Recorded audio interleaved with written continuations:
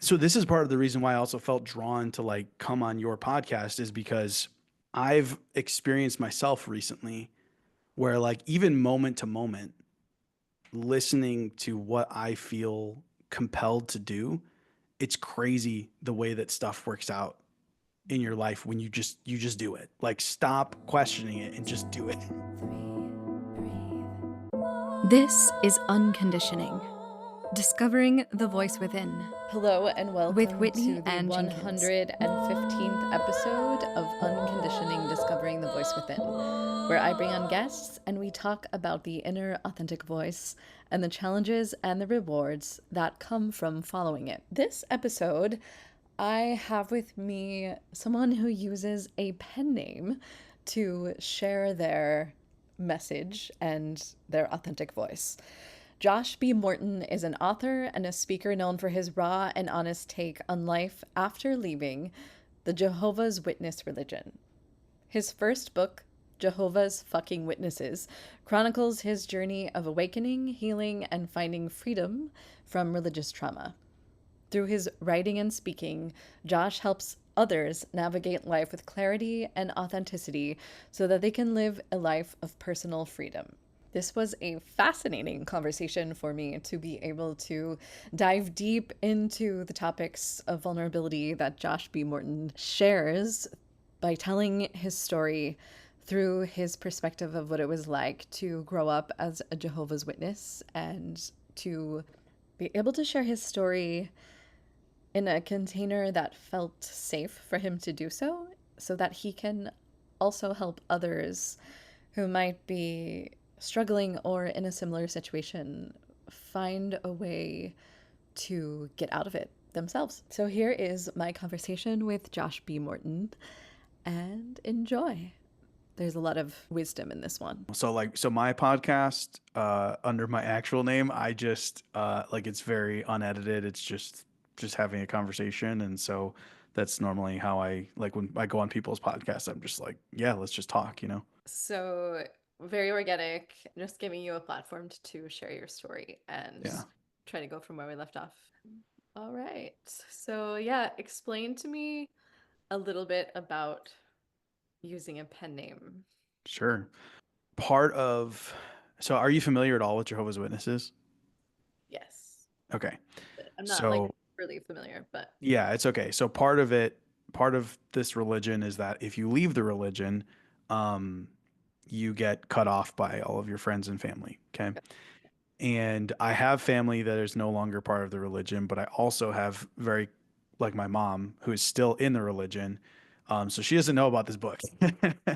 And so that's part of it is like I wrote it under a pen name because I ultimately, I feel like the story needs to be told and I Mhm. feel like people need to hear about it, but I also want to preserve my relationship with my mom.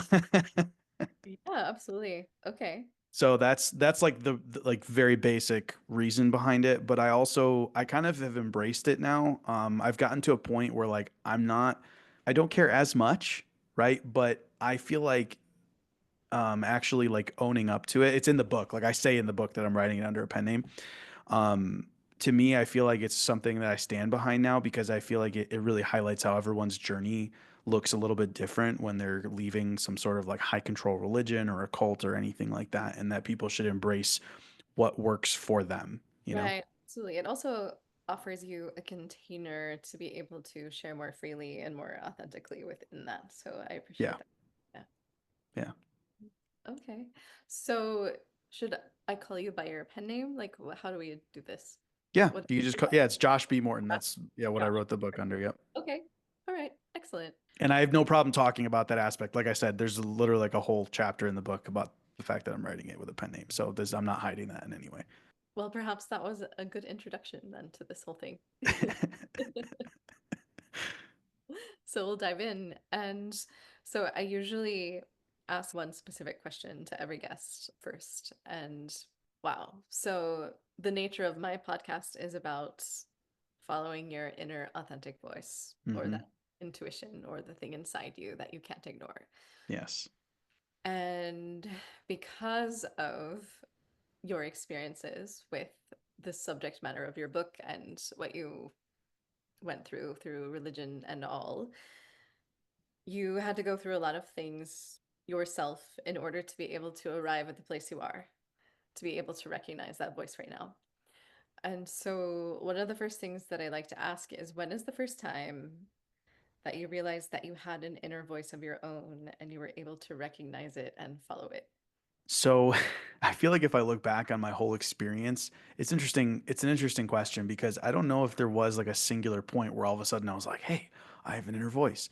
But in looking back now, I feel like I can, and also even calling it an inner voice. This is so interesting to me because I've been learning more recently about intuition, listening to your inner voice, and I've kind of picked up on the fact that like for it's different for different people, right? Like some people like literally feel like they hear a voice. Other people they feel like they just know stuff. Some people like it's just all different things, right?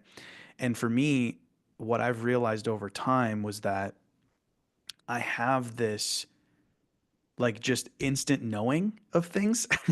Mhm. And so I look back and it's funny because so many people in my life actually described me as impulsive because I would just like do something. I would say I was going to do one thing, I would do it for a little while, and then I would jump to this other thing. And people would be like, "What are you doing? Like, you're so impulsive." And I look back on it now and I realize I wasn't impulsive. I was just listening. Like I was listening to myself. There was something inside me that like I felt so compelled to do XYZ and I just did it. So for me that was kind of like the realization was looking back and saying, okay, the way that my intuition, my inner voice speaks to me, at least this is what I believe and what my experience has been so far, is I feel compelled. Like I don't know how to describe it other than I just feel compelled to do something and I can't even explain it. When people ask me to explain it logically, I can't. I just feel compelled to do it. And it's not like a voice. It's not like I can't say that it is. It's just a like drive within me that I feel like I need to do this thing. Yeah. Do you remember around the age that you first felt that within yourself? That's a good question.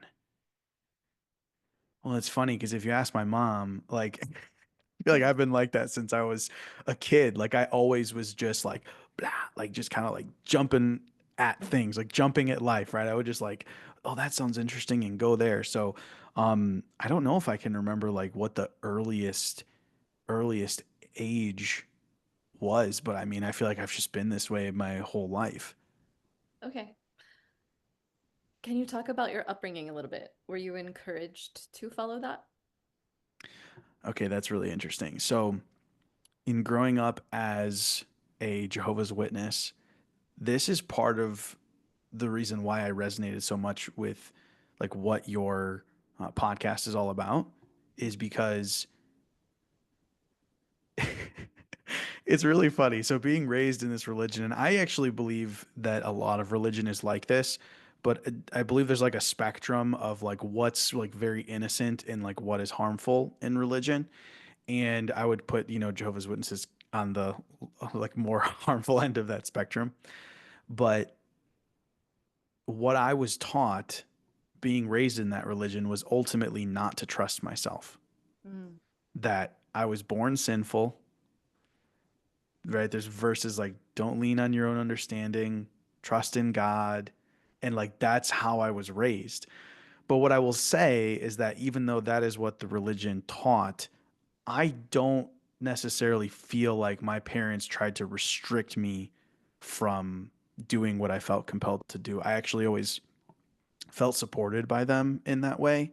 Mhm. But I did for a very long time fight that part of myself because I believed that it was wrong, right? That I shouldn't be listening to myself. I should be trying to be this like what God wants me to be. Right. So, can you describe the lifestyle that you lived within being within that religion and how that affected your day-to-day life? Yeah, sure. So, being raised as a Jehovah's Witness, um, man, there's so many different things I could talk about. So let's talk about like schedule, right? Like you, because you said day to day, especially as a kid. the last thing you want to do is like sit, right? Like just like how kids like in school, they always want to like they're always looking forward to recess. That's how it was, being raised in this religion because they had multiple meetings a week. So they've changed this now. I believe they just have 2 meetings a week now. But when I was a kid, it was 3. And so there were 2 separate nights during the week where we would either go to the Kingdom Hall, which is what they call their place of worship, or to someone's house who was part of the congregation, and we would basically study this, this material that was supposedly based on the Bible. And then on Sundays, we would, have like the meeting at the Kingdom Hall again, where there's somebody teaching and all that stuff. And then on Saturdays is when you would go and you'd go door to door and like try to they called it the ministry or like preaching. And ultimately it was like recruiting, right? But your whole life is like wrapped up in it. You don't really have time to be like thinking or doing anything else because this is what's so funny, right? You think like, okay, let's say I remember when I was a kid, it was Tuesday nights, Thursday nights, Saturday mornings, we had field service, which is another term for it. And then Sunday they would have the meeting at the Kingdom Hall. So there's 4 days, like where basically like a good portion of your day is focused on that. And then outside of those days, you were expected to prepare and study the material that you were going to be going over at those other meetings, right? So it was like your whole mind, like all of your free time is focused on this, this indoctrination material. And on a daily basis, on top of all of this, they expected you to just straight up read the Bible every day. And they also had like little like books that it was like they called it examining the scriptures daily, and it was like little snippets from the Bible, and you were expected to be reading that every day too. So it was like this flood of information that was just kind of like an overload. Um, which, if I can share, like as an adult, that was kind of actually um, how I broke out of it was that during COVID, they went from all of these meetings, right, where it's just like Right. all on top of you. You have no room to breathe to doing everything on Zoom. And they Mm. stopped going door to door because it was like, oh, this pandemic, right? And because of that, I finally had a chance to kind of just like, oh, like breathe, right? I had a chance to like come up for air, and Yeah. it brought Okay. me, sorry, I'm sorry. Yeah, I did that. That's kind of like how I got to the point where I like started to like wake up from this. Wow. Okay. I kind of want to like stay within the beginning of your life just a little to kind Sure. of frame like how ingrained this was into you growing Yeah, up. absolutely. Were your parents raised as Jehovah Witnesses as well? So, no. Well, yes and no. Okay. So, my mom, she actually, my mom was the first one to join the religion out of her immediate family as a child. So, she was probably, I want to say she was 12 or 13 when she got like recruited. And I think my grandparents like weren't happy about it. I'm pretty sure they were Catholic and they weren't happy about it, but she kept going because she wanted to do it, right? And then eventually it was like her siblings, her mom, her dad became a part of it. And so her whole immediate family were all Jehovah's Witnesses. And so she kind of came in on her own when she was 12 or 13, and then the rest of her family joined. Then my dad, if I understand correctly, it was one of his brothers who started going to the Kingdom Hall and kind of got recruited. And it was his older brother who was like probably 4 or 5 years older than him, I think, maybe even more. And so he kind of like looked up to him, and his brother was like, come with me, and he just kind of brought him to the Kingdom Hall with him. And then eventually his whole family became Jehovah's Witnesses as well. So it was pretty ingrained into their lifestyle as well. Exactly. And they weren't raised in it, but they both came into it like at a really young age. Do you have other siblings besides your Yes. Yes, I have a sister. Okay. And she older or younger than you? She's a year older than me. Okay. All right. At what age do they expect you to begin studying? So, so from the moment you're born, your parents bring you to the Kingdom Hall with you, okay? And they don't have like a separate area for children or anything like that. Like from literally from the moment you're born, your parents bring you, and that's not necessarily like, it's like some terrible thing, but especially as you're growing up, like you're expected to sit still for like an hour and a half, 2 hours at a time at these meetings, hearing the same stuff that all the adults are hearing. You're just sitting in a chair, like expected to be quiet and pay attention. And I mean, it's so funny because, that was normal, like for me growing up. But now I look at it and I'm like, that's insane. Like to expect these little kids to sit there and pay attention. And as a kid, I used to like, draw and like take naps and stuff. And I remember feeling bad, like, because I was supposed to be paying attention. But ultimately, it's like, what do you expect from a little kid, you know? Okay, so in addition to going to some kind of church service like 4 times a week, Mhm. did you go to like school, like a public school? Yeah, so I still went to normal school, and I think a lot of Jehovah's Witness kids do. If anything, I will say they probably have a higher percentage of kids that will homeschool, out in comparison to, the regular population. And I think part of that is because, parents want Jehovah's Witness parents want their kids to prioritize, what they say, like putting Jehovah first, like putting spiritual things first. And when kids homeschool, a lot of the times, at least as far as I understood, because I know multiple kids who were homeschooled, that they would finish their schoolwork really quickly. And so it gave them time to like focus on JW stuff, like preparing for the meetings and even spending more time in the ministry. Because Saturday was like the typical day, but it was also like there were people out in the ministry 7 days a week. And so if you had extra time in your schedule, that's kind of what you were expected to do at that time. Mhm. Okay, so you went to school outside of that, and so you were exposed to other things. What was that like for you? So it's funny. So I talk about this in my book because I feel like I had a different, I wouldn't say a different experience than most, but I would say that like kids being raised as Jehovah's Witnesses, I feel like there's two different experiences where you have some kids who like they just never believe it, right? And they go to school and they like when they go to school, they just be who they are. And they're like, you know, all of the things you're not supposed to do, right? As a witness, where you like you swear, you're dating, you do all this stuff, and they just hide it from their parents. And then like the other side of it is, which is I would say was me. Like I believed it, right? I believed it and I was all in on it. And so I would go to school and I wouldn't celebrate my birthday. If another kid was celebrating their birthday, I wouldn't eat any of the cupcakes.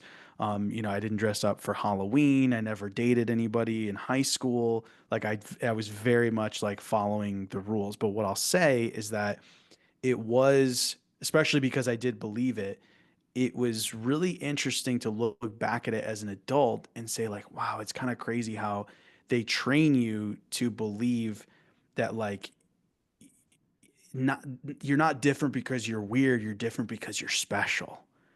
Right. And so like when I was going through it, like when you're as a kid and you don't believe it, you feel like, oh, like I'm being left out, or, I can't celebrate, all the kids are having fun. But ultimately, they're like, no, it's because you know the truth. You have the truth, and that's why you don't do those things. So it's kind of interesting then to see adults who come through the religion who feel like they're better than everybody. And that's the reason, is because you go through this conditioning. And so what was the environment like in like the area that you grew up in? Were you like in a city or was it more rural? Like where did you I was in the suburbs of Chicago. Okay. Oh, okay. Did you ever go into the city of Chicago? Yeah. Okay. Yeah. I mean, I grew up in the suburbs. So, like, yeah, of course, yeah, I went in the city every once in a while. Yeah, I mean, I'm curious, like, like, what do you mean? Like, just in general, like for fun or? Yeah, like family outings, culture, like art, museums, theater. Did you Yeah. do all those things? Yeah, yeah, absolutely. And I mean, I will say like we definitely stuck around the suburbs more. We weren't like I wasn't really big on like going downtown. I feel like even as an adult now, I tend to like gravitate towards the suburbs a bit more. But yeah, I grew up in the suburbs of Chicago. Okay, interesting. So they trained you to feel special because you knew something that others did not. Hmm. What was it that you knew that others did not? So this is why they call it the truth. So you're taught that you know the truth, and the truth essentially is this set of beliefs, right? That you're taught that is different than most other people, and that because you know this truth, you're better off. But right, like when they go door to door, like the idea is that you're trying to help other people to learn the truth. But what I would say they defined as the truth, and part of why you feel like you know better and you feel like you're special, is because a lot of the things that, like, so Jehovah's Witnesses consider themselves to be Christian. And a lot of what they believe, though, is more nuanced than like typical Christianity. And I think that's part of where that comes from, like feeling like, oh, yeah, so you believe this, right? But it's a little more nuanced than that. So, for example, Jehovah's Witnesses, they call themselves Jehovah's Witnesses because they believe God's name is Jehovah. Okay. And they're like, it's there. It's in the original writings and it just got taken out. So all these people, like they just read their Bible and it says Lord, but that's where God's name was.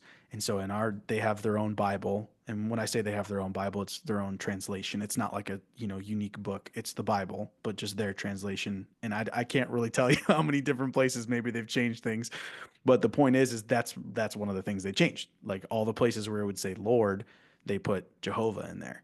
And so that's just like one example, but there's a lot of different beliefs. So another one is, um, you know, most Christians believe when you die, you go to heaven.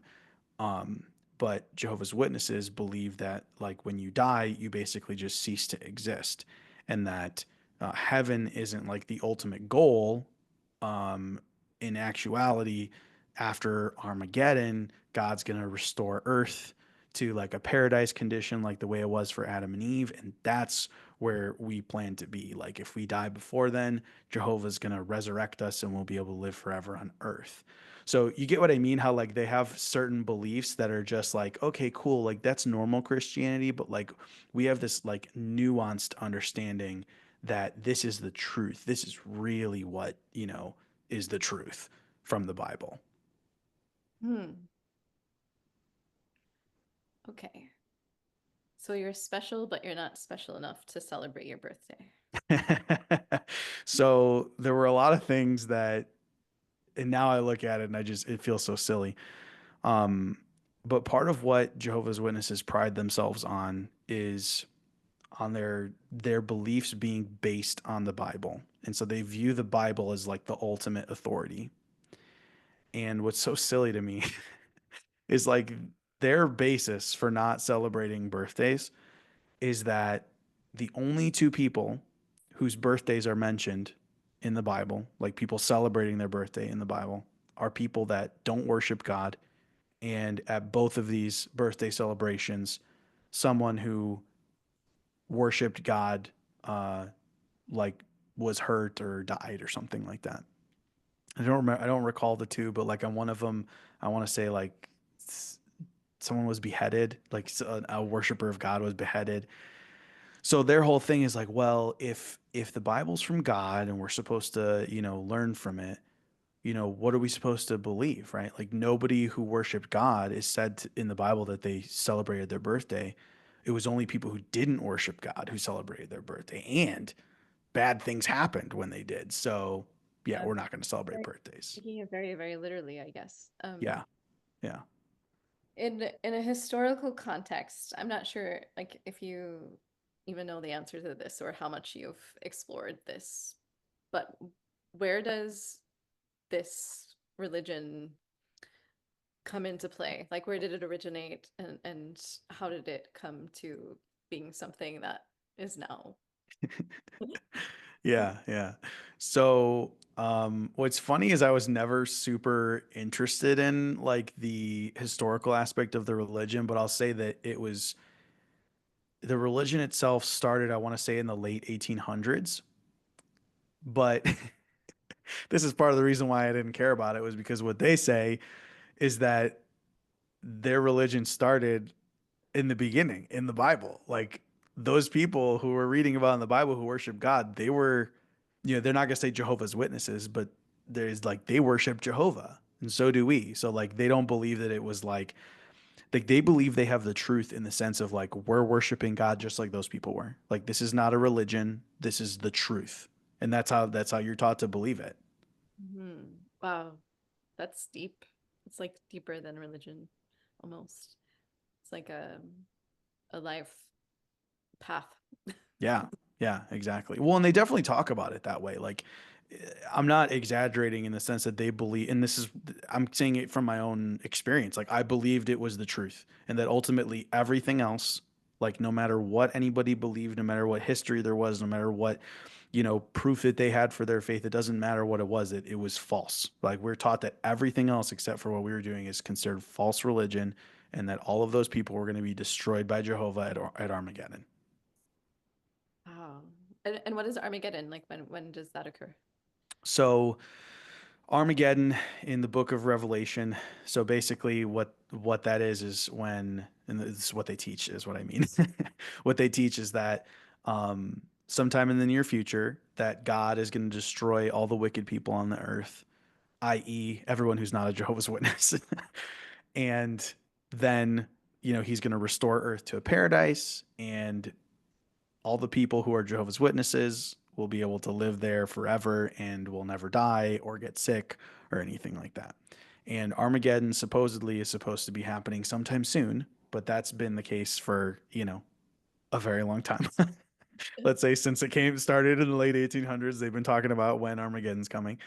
They've even gotten specific, about years in the past. And then I think they've kind of like, shifted away from that because they don't, now there's accountability because people can record stuff.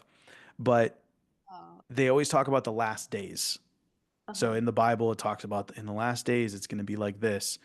And quite honestly, it's very generic, right? It's like, oh, people will hate each other and there'll be war and famine. And you're like, okay, like you could apply that to any period, rough period of time in human history. But that's what they say. And so they go, see, we're in the last days. Armageddon's going to happen soon. Okay, so just so I get this straight into my head, they don't believe in heaven. They don't believe in an afterlife. So what happens? Like, what is the purpose of life if there's nothing after that? Yeah. So, a clarification, they do believe in heaven. They do believe that that's where God exists and where Jesus exists, and that they're two separate beings. Um, they believe that some humans will go to heaven, but that is not the goal of humanity. That those select humans who are going to go to heaven are going to be there to be a small group who is going to rule over the people who live on earth. Okay. It's weird. I know it's like it's kind of hard to explain other than that.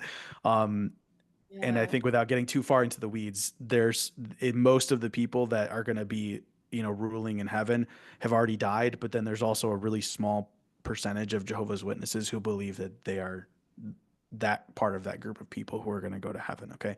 So they do believe in heaven. But the way that they portray it is that in the Bible, when God created Adam and Eve, that was his intention, was for them to live forever on earth, to never die, anything like that. And that because they sinned, that's why they die. God sends Jesus, the whole, like, he sacrifices his son so that he can, offer forgiveness. And that eventually, again, like I mentioned, through Armageddon, he's going to wipe the earth of wickedness, and eventually humans will live forever on earth again. So when it comes to like, well, what's the point? That is essentially the point, is that God wanted from the beginning for humans to live forever on earth, and that eventually he's going to restore earth back to that condition so that humans can live forever on earth. Okay. All right. It's kind of funny explaining all this because I don't talk about this all the time. And so I'm like, man, this is hilarious. I'm going back to like my JW days, like No, wait. explaining what No, they wait. believe. Okay, so I'm picturing you as a high schooler. Yeah. Did you try to recruit people when you were in high school to join, or did you have boundaries around like who you would approach at what times? So I absolutely did. And I even did from when I was a young kid. Like I can think back to even when I want to say the youngest I remember was probably fourth or fifth grade. I remember See, this is what's funny. Remember, I told you what they said is that if you're not a Jehovah's Witness, like this is what they teach. If you don't worship Jehovah, that you're going to die at Armageddon. So since I was a little kid, I remember thinking, but my teacher, like she's so nice, and like what about the kids in my class? They're good people. Like I don't understand. And so I remember like since I was a kid, like just trying to, like I did try to like teach them because I was like, no, I don't want them to die. Just so crazy, like to put that on a kid, right? But I remember like bringing like books, like JW books to school and like passing them out to kids because I wanted them to learn the truth so that they could live, you know? And I think, you know, if we fast forward to when I was a teenager, I still believed it all, but I will say that I think I was probably a little bit more reserved. It was more like, you know, if I was talking to somebody about anything and they asked me about what I believed, I probably would tell them and, you know, maybe try to invite them to the Kingdom Hall or something like that. But it was not as, it wasn't as much as when I was a kid. And I was like, oh, take these books. That's really sweet, actually, in a way, because, and it's almost, to me, a representation of your inner voice shining through, Sure. just recognizing the good in other people outside of your religion, right? Yeah. Yeah. Which so what's funny is that I think was one of the main like things later on that kind of helped me to wake up was realizing like I just believe in people's goodness. Like I believe in the good of people and it was that was one of my biggest questions when I finally woke up was just like I don't understand. I don't understand how like this person who I know who is a good person like why is he going to die? Why do I get to live? He dies. And also, I know some people who are like they're pretty big assholes, you know? Like why do they get to live? Just because they're Jehovah's Witnesses and this dude's a good dude, but God's going to kill him? Like I just yeah, there was a lot that like I had to push those thoughts out of my head for a long time. This is why again I the whole inner voice thing is important to me now because for a long time, even if I wasn't told to push that voice away out of necessity to believe what I had to believe as a Jehovah's Witness, I had to push some of that aside because otherwise I had to question everything. Right. Yeah.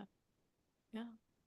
And if you had to question that, you would question your whole existence. Exactly. Yeah. Okay. What happened after high school? I'm not sure how old you are or how long after it took you to Yeah. realize this. So, Yeah. No, it's a great question. So I talk, so I know we haven't talked a lot about it a ton, but in my book, uh, basically the way I wrote my book was like a chronological, you know, telling of my story. And at each like juncture of my life, there are certain things that happened that I felt like, okay, I can kind of expand on this a little bit. And so I would take a little detour and talk about it. But I love that you're doing this, like, and you're asking, you're going from childhood to adult, because that's exactly the way I wrote my book. So it was perfect. So at the end of high school, um, I was working at a fast food restaurant, and there was a girl who was also a Jehovah's Witness. She went to the same congregation as me, and I found out later that she liked me, and that was why she got the job at the same fast food restaurant as me. I just assumed, oh, she just wanted a job, right? She really liked me, and so she wanted to spend time with me. So she was like, "Hey, can I get it? Help? Can you help me get a job at this place?" And so I did, and we worked together. And there's a lot of details, but long story short, um, we ended up getting married. And you know, it's funny. I say long story short. Let me give a little detail. Okay, so Jehovah's Witnesses. Okay, when it comes to how they view marriage. Okay. mhm. They view marriage, I would say like a lot of people in the sense that it's, you know, it's a lifelong commitment. You get married and you're expected that you would be with that person until you die. A couple details on their view of marriage though is that um, getting married like legally and getting married before God will happen at the same time, but that they're two separate things, and that you could divorce someone legally, but still be viewed as being married in God's eyes if you get divorced for any reason other than cheating. Okay. So the only thing in their eyes that breaks up a marriage bond in God's eyes is infidelity. So I'm only saying that just for some context. Okay. That's good to know. Yes. But also, like, there's no sex before marriage, right? The only person you're supposed to have sex with is your spouse. There's no And there's no dating either, you said. well, so this is the thing. When you date, there is no like casual dating, right? You're dating to decide, am I going to marry this person or not? Okay. And so eventually I found out she liked me and I kind of liked her. So we started talking, we started dating, um, and we started getting busy. And this was before we were married. So it was complicated, okay, for a few different reasons, actually, a lot of reasons. But one of them being like, I really believed, you know, what, like, I believed in this religion. And I had insane amount of guilt over what we were doing because we weren't married yet and it wasn't allowed. And if you break a rule, if you decide you don't want to be a Jehovah's Witness anymore, there's a whole spectrum of things, but essentially those two things. If you break one of the rules that it's like a really big rule, or you decide you don't want to be a witness anymore, they will disfellowship you, which is, and I think now they call it removing, probably for legal reasons. But the point is that they make an announcement and they say so and so is no longer a Jehovah's Witness, and everybody in the congregation knows exactly what that means, which is ignore this person, treat them like they don't exist. And that's what I was afraid of. Right. So I was with her and I had guilt over it. I think she had some too, but not as much as me. I felt so guilty about it. I felt terrible. And we kept saying, okay, we gotta stop. We gotta stop. And then of course we wouldn't. Right. I was 18 years old. She was like a year or two older than me. Like it's just what teenagers do. You know what I mean? It's like it's normal, natural desires, but we were taught that we had to fight those desires and we shouldn't, and those things are only allowed between a husband and wife. And so there was a ton of guilt. And at the time, I wouldn't have admitted this because I probably didn't even really consciously believe this. But now looking back, I'm like, I think I ended up marrying her because that gave me an out, right? Because if we got married, what is there to admit anymore, right? Like we're married. And that's what happened. We got married and I still felt guilty. And so I said, I want to go talk to the elders, right? The guys who oversee the congregation. I want to tell them. And we went and told them, and they were like, okay, like it's not good, but like you're married now. There's nothing to repent over. Like you're allowed to have sex. You're married. So like, thanks for telling us. It was kind of like a little bit of a slap on the wrist, and that was it. Um, there's a lot more to the story there, and a lot more happens in the next couple of years after that. I'm happy to talk about it. It's a really big part of my story. Yeah, yeah, absolutely. Yeah. Okay, my ex-wife. I guess I just gave away part of the story. We're not married anymore. Um, um, I'm happily remarried now. We've been with my current wife. We've been married for over 6 years, and our relationship is amazing. Like it's better than I could have even pictured a marriage being. So I'm super grateful. But my ex-wife, when we got married, um, see, this isn't even something I shared in the book, but right after we got married, I basically realized that she had been kind of living a double life, which is something that's like very common with Jehovah's Witnesses. It's kind of like what I said before about like some kids will, they don't really believe it, so they kind of just do other stuff. I don't really know if she ever believed it or not. I don't know. I definitely thought she did, but there were a lot of things that she was doing that were not allowed, and also, uh, you know, maybe not allowed by law either. So, but I didn't know any of that until after we got married. And I don't share that in my book because I'm not. It's not about her, right? Like I definitely take a lot of responsibility for what happened. But that was for me growing up as a Jehovah's Witness, never doing anything wrong, and like really believing it to getting married and finding out that this person, like wow, this person's not who they said they were. But then it was about it was a little bit less than a year after we got married. Her brother, who was just like a couple days younger than me, He died by suicide. Mm. And a month after that, her dad died by suicide. So it was crazy. Like it was like genuinely like I don't know anybody else who's had like this crazy of a story like of what happened to them. And so a little bit of background here so you can understand. And I think most people can probably grasp this, like, and just like gather this without me telling them. But like that doesn't just happen, right? Like you don't just have two people within an immediate family commit suicide. Like there's a lot more going on there. So her family were also Jehovah's Witnesses, but her dad was definitely one of those people who was living a double life. I don't know if I think he did believe it.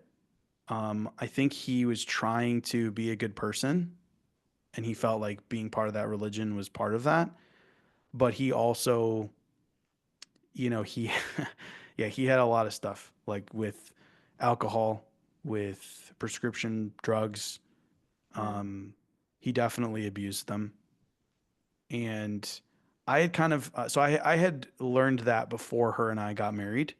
And there's a little bit more to the story, but I basically was like, I helped her to move out of her house before we got married, and I helped her like get a studio apartment and stuff because I was just, when I found out that that's what he was doing, I was like, we got to do something, you know. Anyway, but that's just for a little bit of context of like, okay, like how did that happen? Okay, that's what happened. The dad was, abusive. He was a mess. But what I will say is that they his kids loved him like to death. But his son committed suicide, her brother, and I think that was too much for him. I think Mm. he realized that his actions probably played a really big part in that happening. And I think it was too much for him. He had so much, I remember how much guilt he had. He just, yeah, no, it wasn't good. I remember when her brother died. I don't know how graphic you want me to be or, or not. Feel free to share anything that you Okay. feel is authentic to the story for you. So her brother hung himself, and he didn't just he didn't just like hang himself in a room. He did it in a park, Oh wow. and he didn't do the thing that you see in movies where you stand on a chair and knock it over. He tied it around his neck and stood on a branch and dropped himself from the branch, like from a standing position. So by the time they took his body down, it was like he had completely snapped his neck. It was as if like, sorry, I know it's not it's gross, but um I was there when her dad had to see his body for the first time. Mm. And yeah, I just remember him like when we walked in the room and it was just like his legs gave out immediately because no one, I mean like nobody should see Right. Yeah. their child die in the first place. But secondly, like that, like Yeah. and I was there with him when we saw his body, and it was like, yeah, I can only imagine what it was like for him, right? Just imagine as a parent, but then also tack Mhm. on top of that the guilt he had for the way that he knew he treated his kids.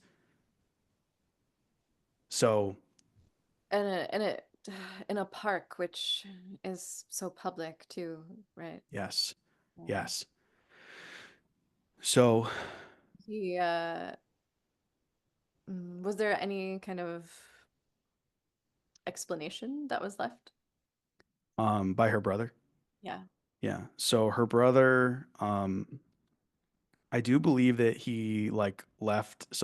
She had, so I'm sorry, it was her brother that I'm talking about. And then she had another brother, another younger brother, and a younger sister.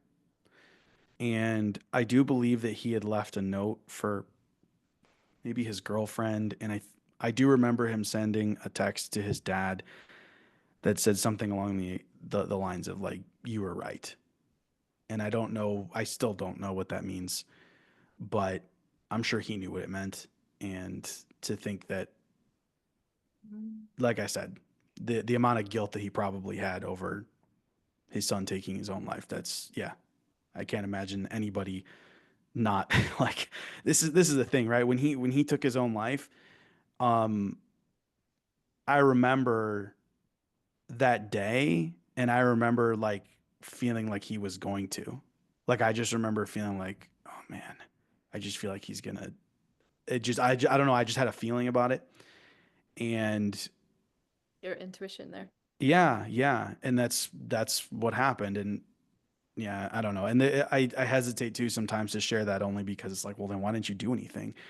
And it's like, well, we had been trying to do stuff, you know, like we definitely been trying because obviously he had his issues with alcohol, with prescription pills, and we were trying to help him with that and whatnot. And obviously that we didn't get through to him, but Yeah. yeah, Uh, there's only so much that you can do also. yeah, yeah, And yeah, it sounds like it was thought out. So yeah, that's really intense for you to experience. And how did that affect things going forward for you? yeah. So in our relationship, um, that was kind of the moment where like, I mean, I think obviously, right? That was the moment where like it all just went downhill from there. If it wasn't already going down, it was definitely going down at that point. Um, Part of what had happened was right when her and I first got married and I realized she was kind of doing things that she wasn't supposed to be doing and in my eyes at the time and all of that. I had to decide, right? Like, am I gonna stick around? Like, what am I doing here? And, I decided to stay married to her. And then after everything happened with her brother and her dad, um, it basically got to a point where it was obvious that she didn't want to be a Jehovah's Witness anymore. And because I believed it so much, it was like, okay, well, now I'm done. What I'll say, and what I left out of that, but it is in the book, is that there was a point shortly after everything had happened with her brother and her dad when we had been arguing or something like that. And I was going to leave the house just to leave to go out. And she was like, if you leave, I'm not going to be alive when you get back. And I remember in that moment just being like, I don't care. Like I was so tired. I was so done. And like, I was like, I don't care. And I left, but I did care. Right. I was like, okay, I need to figure this out. So I called a family friend that I knew who was like a nurse, and I was like, "Can you please? I'm gonna go back. Can you please come with me and like we just see what's going on? I'm gonna call the police because I just don't know, right? Like, it's crazy to me that that could have just happened and that she would be lying, right? Like, that's nuts. Like, your brother and your dad just died by suicide, and then you're threatening suicide. Like, you have to be serious, otherwise you're crazy, right? Like, how could you possibly, right? Anyway, we went back. I called the police. I said, "Hey," I told them what happened. "Hey, her brother and her dad recently. She just threatened it to me. I'm going back now." And when we got back, she was totally fine. She wasn't doing anything. She was, of course, very mad that I called the police, but they came, and because or that family friend that was there was a nurse, she was like, she needs to go. She's got to go to the hospital. She said that she was going to do this. So obviously she was upset about that. They took her to the hospital, and um, I didn't go with. I let them take her, and I just came home, and that's it. And I didn't go visit her. I didn't pick her up when they released her from the hold. And I'm not saying this from a place of like pride. Like I honestly, I'm embarrassed. Like I'm super embarrassed that that was how I treated it. But at the time, again, like I was like 19 years old, and raised as a sheltered Jehovah's Witness. I didn't know. I mean, I didn't know what the fuck I was doing. And I basically, like I said, I'm embarrassed of it now, but at the time, that was when it was like she got out and it was obvious that this wasn't gonna go anywhere. And so I told her I wanted a divorce. And again, that's very complicated because of what I told you before, what they allow for divorce. Some more embarrassing stuff that I did where I told her I wanted a divorce. We lived in separate places. I moved like far away, but we never actually got a divorce because I told her that I needed, proof that she had been with somebody else, because I didn't want to be stuck, you know, not being able to get married again because in God's eyes we would still be married. And yeah, it was gross. I'm embarrassed of it. But eventually she did give me that, which surprisingly, I mean, good for her because I probably would have never given in. But she, wrote a piece of paper saying, okay, I've been with somebody else, and she signed it and whatever. And that was enough for me to be like, okay, cool. Now I can get divorced. And yeah, that's that. That's what's happened.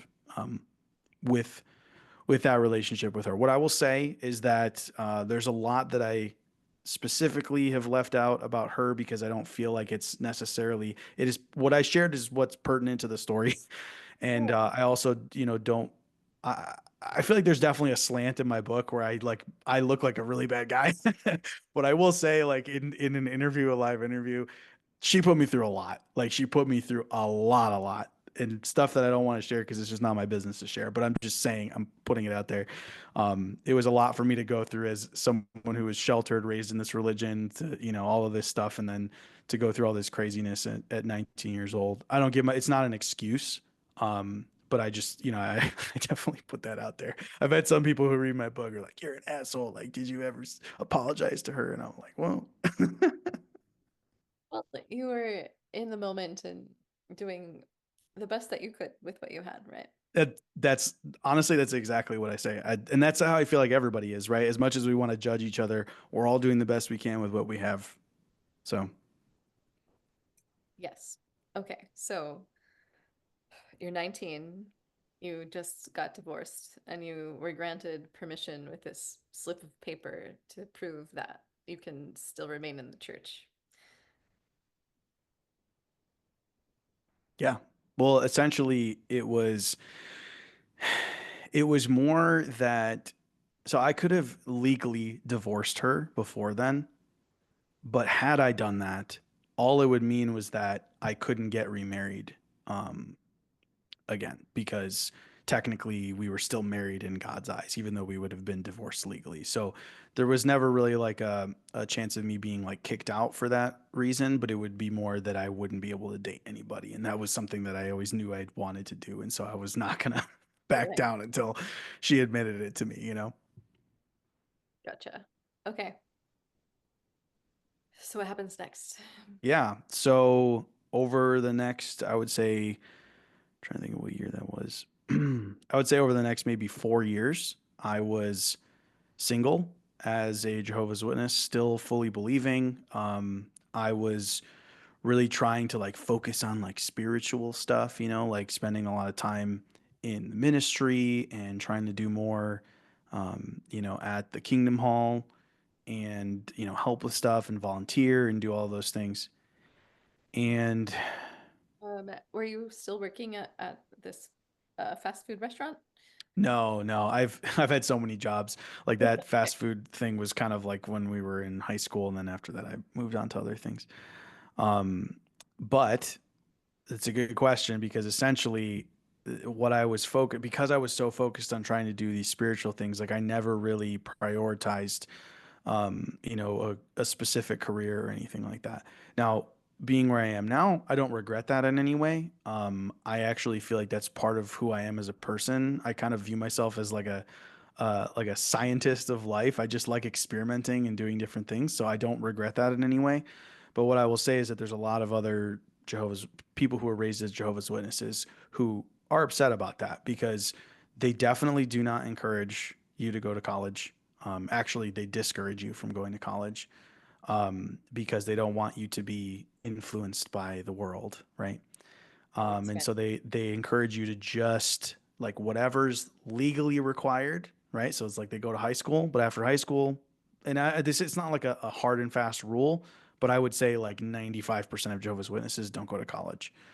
And part of the reason, right, is because, like I said, they don't want to be influenced by the world. But the other part of it is, you what you want to do, you shouldn't be focused on a career. What you should be focused on is what you can do for Jehovah, and that is spending more time in the ministry. That is, volunteering at the Kingdom Hall and things like that.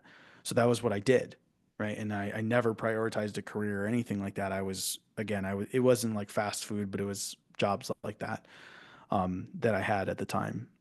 And I would say for the next like I said, about 4 years, maybe even yeah, about 4 years, where I was single, and and it's funny because I was single, but I was definitely interested in a lot of different girls, and they were all Jehovah's Witnesses. But it is funny how because I was divorced and I was young, it was definitely like, oh, okay, like he's nice, but like he's whatever.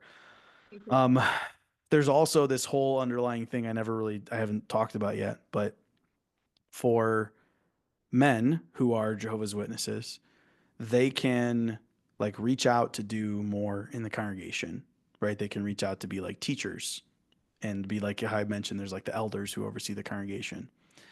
And so there's kind of just like a couple different levels, right? You go from just being, a normal member of the congregation to being what they call a ministerial servant, which is essentially someone who kind of just like helps out in a lot of different ways around the Kingdom Hall, but it's like an official position. And it's kind of like the stepping stone to becoming an elder, which is like overseeing the congregation. And again, like I said, I haven't talked about this yet, but since I was, probably 13 years old, um, after my dad left, I had started looking at porn online, and that's a big no-no. It's definitely not allowed. It's probably not something that you would get disfellowshipped for, but it was something that, especially for me, because I believed so much, I had so much guilt around that, right? So much. And I'm bringing this up because I also very much wanted to become a ministerial servant. I wanted to become an elder. But because I had that problem that I was struggling with, they would never let me, right? Like, and that was self-imposed, but also because I admitted to it every once in a while. I'd be like, yeah, I've been struggling with this, right? They'd be like, well, then we can't use you for this. We can't appoint you to this position. The other part of it, though, that I will say, and maybe this is just me trying to make it better for myself, but um, I also believe that it's just because I wasn't really a good fit.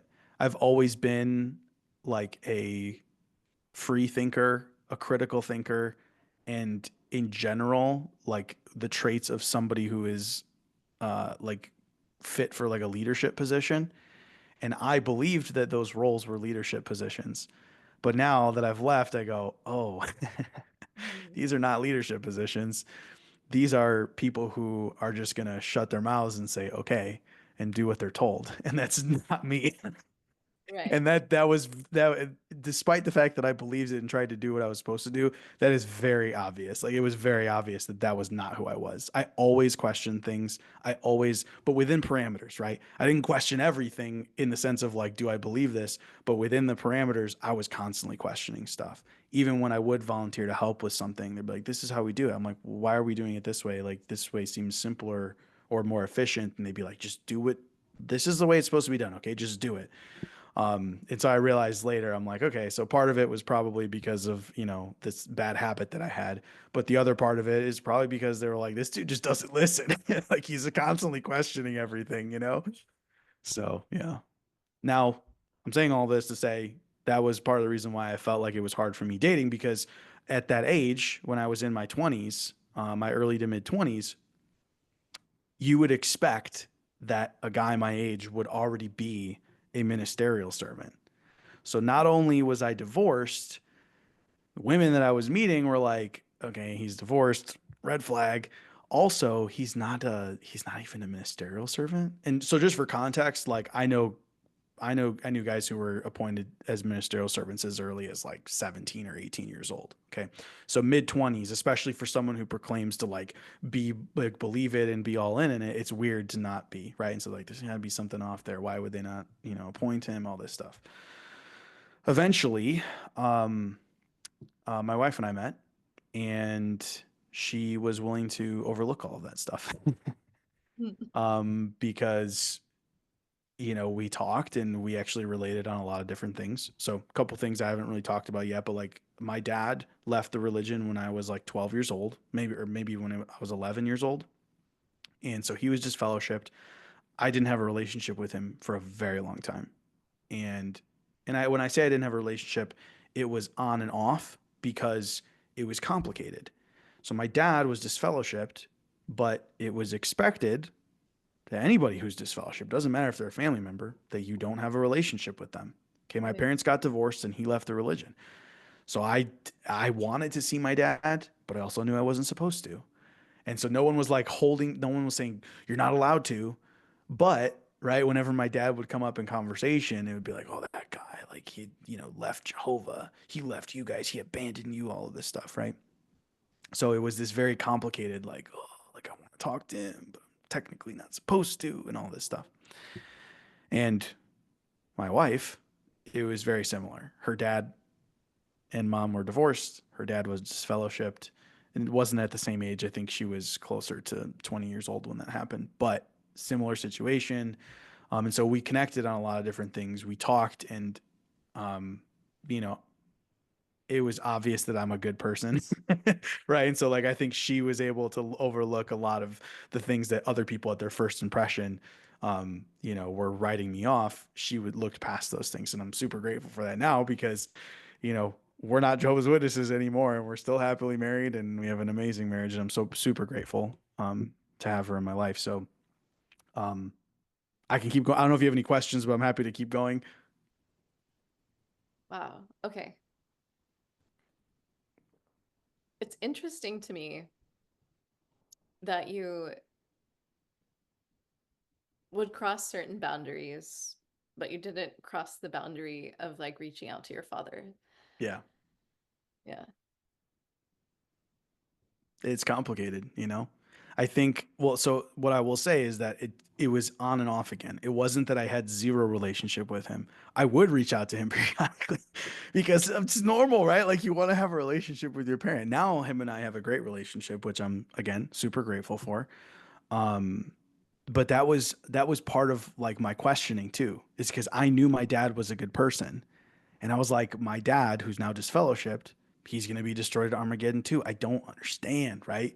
Like, I couldn't, it was, I mean, of course, like, that doesn't make any sense from anybody's perspective. Like, n even if your dad isn't a good person, right? Like, he's your dad, right? Like, you want to have a relationship with him. And on top of that, my dad is a really good person. Like, not just, I mean, I feel like, he's my dad. So, of course, I'm going to say that. But I do really believe, like, he's genuinely, like, a great person, like super generous, super kind, cares about people, like just like one of the best people you'll ever meet.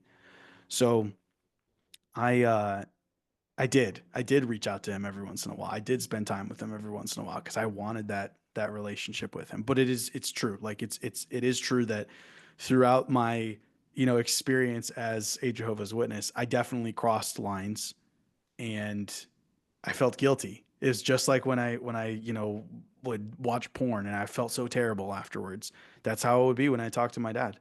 I'd spend time with him, and then afterwards I'd beat myself up over it because I'm like, oh, I know I'm not supposed to, and it's messed up. Yes, Okay, so you got married again. yes, And so what was like the breaking point? What was the moment when you started to like really, really question what yeah, you were doing? yeah. So it was a few things. Okay, I had a business that was specifically tailored to Jehovah's Witnesses. Okay.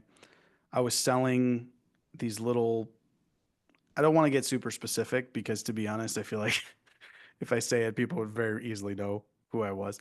But I was selling these products that are specific to Jehovah's Witnesses. I feel like that's the easiest way I can say it. Their system of beliefs is very unique enough that like I basically niched down and I was like, I'm only selling to Jehovah's Witnesses, and like the product was specifically made for them. Okay.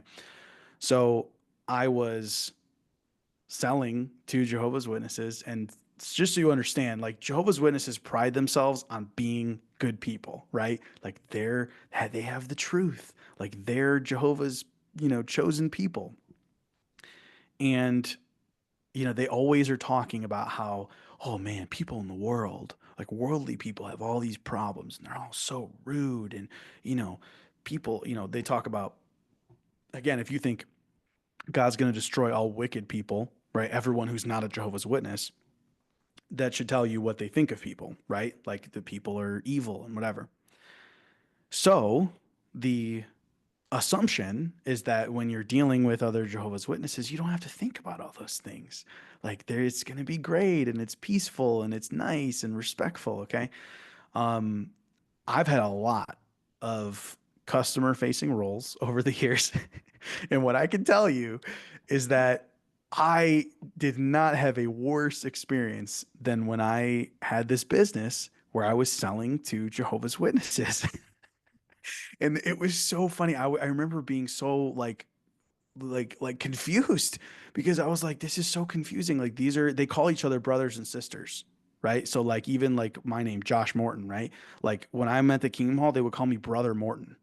So, and like Sister Morton, right? Like that's how they would refer to each other. And they would colloquially like, hey, brother, hey, sister, right? So you view each other as like family. And so the assumption is, okay, wow, I have a business where I'm going to be dealing only with Jehovah's Witnesses. It's going to be amazing. It's going to be so peaceful and fluid and nice. And it was the exact opposite of that. Okay. And I have a couple theories on it. And part of it is that I think, because Jehovah's Witnesses are not supposed to like show anger and like um you know things like that. Like they don't swear, they don't get angry, they don't yell, at least in public, right? I think that it kind of forces them to get really good at being like sarcastic and like condescending, and that was what happened, right? So like I would send out orders and all this stuff and something would be wrong and they would come back with like this like just this like vengeance, in these emails of like, you know, just demanding refunds, demanding free stuff, like, complaining and all of these things. Anyway, all of that to say like that was kind of part of where I was like, man, this is messed up. It's not supposed to be like this. This is not how like Jehovah's people are supposed to be. Then, because of this business, I was promoting it on social media.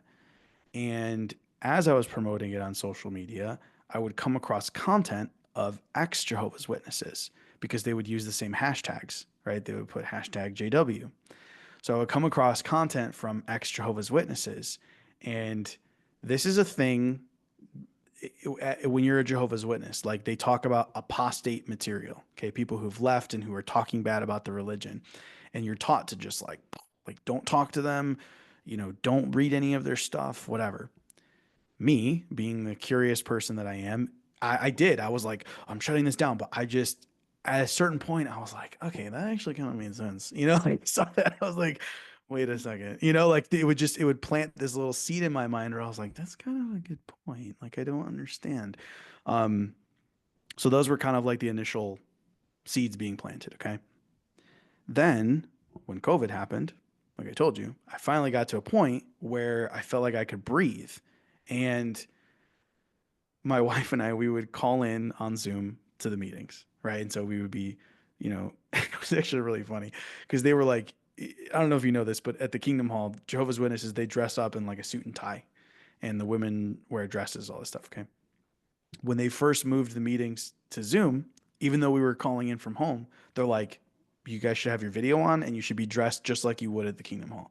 So we'd be sitting in our living room, like I'd be sitting in my living room wearing like a suit and tie, sitting in front of the computer just to call into these meetings, right? but then there was like this progression where it was just like, okay. And then I would, I'd like be like checking my phone, which I would normally never do at the Kingdom Hall, right? I'd be like checking my phone. So I wasn't really paying attention. And then I'd be like, I guess I don't really need to like wear the full suit, right? Like maybe I'll take off my tie or I'll take off this. And then it was like, do we really even, I don't feel like we need the video on, right? And we would turn our video off. And then it was like, well, if we don't have the video on, why are we even dressing up at all? Then we wouldn't dress up, right? It was like this whole progression of like getting more and more casual. And then we were like really weren't paying attention. We would kind of like start go on tangents and talk to each other. And we'd be on our phone for a good portion of it. And then it got to a point we just put the laptop in the other room. We would log Mhm. on so that they would think we're there. And then we would just put the laptop in the other room because we're like, I don't even want to listen to this. And essentially, like I really do credit like that for being like one of the really big reasons why I ended up leaving.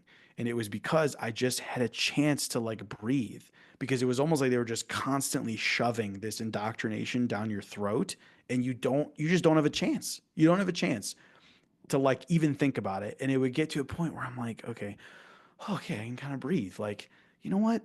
Is it really that big of a deal to just ask this question? Like, is it, like if it's the truth, I should be able to ask the question. Like I should be able to easily prove this wrong, right? Like some of the stuff that I've been reading from like these apostates, right?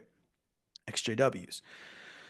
So I I got to a point where I gave myself permission to just ask, right? It was like, I'm not saying I don't believe it. I'm not saying it's not the truth. There's no harm in asking. So eventually I started asking, I started digging, and I got to a point where I was like, oh, this is all bullshit. But then it was also very complicated after that because, first of all, my wife was not on exactly the same track as I was. She was coming to a similar conclusion, but it was almost as if I was just like a little bit further along the track than she was. And I was just honest with her. And she knows I'm this type of person. I just talk about what's on my mind. I'm not hiding anything. I'm not filtering anything. So I just kind of told her, I was like, look, I'm not saying this isn't the truth. This is a question I had, and I feel like it's not unreasonable to ask. And so I'm just like, what do you think? And so we would kind of talk about stuff, and it basically got to a point where we both were like, eventually we got on the same page, and we were like, yeah, we don't believe this anymore. But again, with the whole disfellowshipping thing, a bunch of her family are Jehovah's Witnesses, a bunch of my family are Jehovah's Witnesses.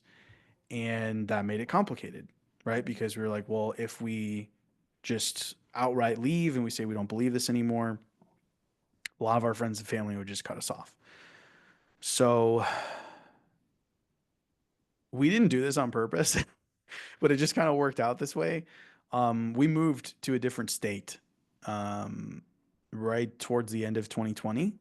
And when we moved, because we moved away from all of our friends and family, it was like this big opportunity for us to kind of disconnect. So when we moved, we were still like attending meetings. When I mentioned that whole process of like us like paying less attention on Zoom, that happened over the course of like where we lived originally to where we moved to. And so like it wasn't like a very short period of time. It was an extended period of time. Then when we moved, we started going to a new congregation, and they didn't know us as well. And so when we didn't show up, it wasn't like they were like checking up on us and all these things. It basically got to a point where we just completely stopped. We stopped logging in. The elders would call us and see what's going on, and we just ignored their phone calls. But like other people back home kind of were none the wiser. Now we're at a point where a lot of people, I wouldn't say a lot, there are people who know where we stand, but because we haven't like officially like resigned or anything like that, there's never been an announcement. So like people still can like technically talk to us, and so some do and some don't. Um, but for me, one of the biggest like for me like the real tipping point when it came to like I'm 100% done, Yeah. that was when, so I told you I didn't have a relationship with my dad for a long time. Okay. I started talking to him again because I was like, why am I not talking to him? Right. Especially now because I'm really like questioning a lot of this. I'm like, I'm going to start talking to my dad again. So him and I start like talking, like once a week, and we're talking for hours at a time. And it was probably for about a month or two that we were doing that. And then I get a phone call. My dad's in construction. I get a phone call that my dad fell at a construction site through a ceiling, shattered half of his skull, and they don't know if he's going to make it. Wow. And I just remember sitting there thinking, "Oh my God, this is so messed up," right? Like I didn't have a relationship with my dad for decades, essentially at this point, because of this religion. And now I'm finally have a relationship with him again, and he's going to die. And I remember talking to the doctors, and they're like, "We don't know if he's going to make it, but just so you know, if he does make it, like he's not going to be the same person. Like he completely shattered the left side of his skull. Like he will be lucky to even be alive, and if he does, he's not going to be the same person." And it was that moment, like when they said that to me, where I was like, I am 100% fucking done with this. Like, never again am I going to let somebody else tell me who I'm allowed to talk to, who I'm allowed to care about, what I'm allowed to do. And thankfully, what I will say is that my dad recovered just fine. He survived, and you literally would have no idea if you met him today that he had an injury like that. Mm. So these doctors told me they don't know if he's going to make it. And then even if he does, he's not even going to be the same person or remember anything. And my dad literally, like I said, if you met him today, you would have no clue. It's not like he has some crazy scars or like he's messed up in any way. He literally is exactly who he was before. He remembers literally up until the moment of the accident. So no memory loss, nothing. It's almost miraculous, to be honest, but I'm super grateful for it. I'm super grateful because him and I still have a fantastic relationship and we talk all the time. Um, Yeah, it but sounds yeah, like that was the a very, moment for me. very dramatic moment that made you really set into your own belief system. Yeah. Yeah. And I know we haven't talked about it a ton just yet, but with the book that I wrote, if anybody's wondering, I did write it under a pen name for all of the reasons that we've talked about, people cutting you off. So like for example, my mom, she knows where I stand, but it's a totally different story to be like, I don't believe this anymore versus I wrote a book called Jehovah's fucking Witnesses, Mom. What do you think, right? Like Right. that actually I do believe could be the straw, right? Where she goes, okay, I can't talk to you anymore. And she's my mom, right? I love my mom. I want to have a relationship with her. And so that's kind of, that's part of it. That's one relationship, but there's plenty of other relationships as well that I know that this would, put an atomic bomb into if they knew. But part of the reason why I share it is not because I don't want people to think like, oh, you have to hide who you are in any way.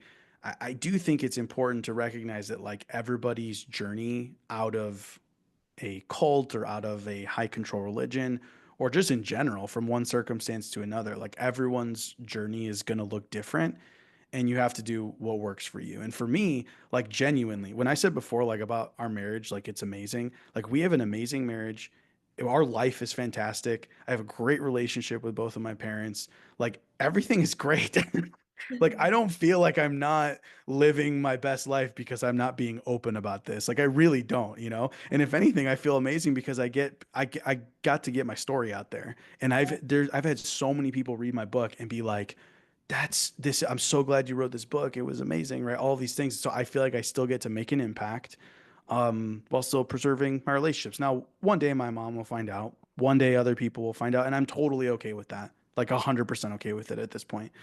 But I like to share about the pen name because I think it's important for there's probably some people who are afraid, to talk about whatever their situation is or whatever it might be. And that's okay.